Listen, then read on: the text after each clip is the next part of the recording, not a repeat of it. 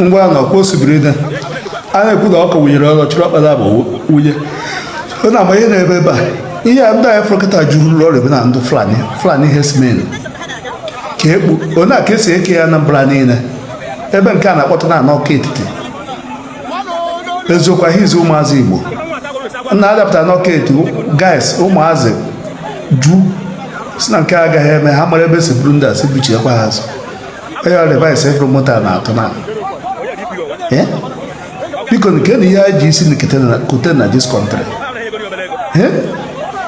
ọchịchị obi mbụsi kewekwa na kọntrakt onye ọbụla na-aga zuo ike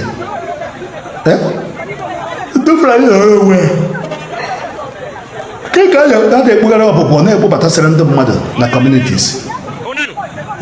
a na-ebugharị ọpụpụ na-ebubatasịrị anyị ka ihe na-achụzi ha be ha ebe ha sa ihe niile ezuru ha ka ihe na-achọ ha biko amarakwa ebe ndị a si mee ha eskọt sobe ha mee ka ịchọ na ha krọs briji ihe dị Ọnịcha ha mara ebe ha si ndị Igbo kunienu n'ụla ụmụ Igbo kunienu n'ụla ụmụ Igbo kunienu n'ụla biko na ọbọkwa unu chụgide ha dị ofu ebe unu echighi azụ chụgidenu ha unu baa obodo a unu agwakwa ndị ya utu obodo a ebinikwa chụgide ha banye obodo ọzọ si etu a chụgide ha chụfuo ha n'ala Igbo kpatakpata ya chọzi ndị a ndị politicians a na-afụ ihe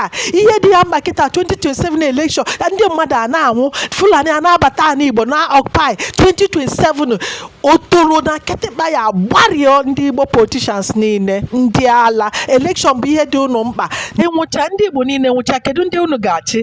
anyị gbachi nkịtị hapụ ị na-edifendi onwe anyị ndị Fulani abịa gbugbo anyị kedu ndị unu ga-achị ndị yutu anyị ndewonu ka anyị gbachi ndị Igbo politicians niile a nkịta anyị niile anwụkpọ n'aka ndị a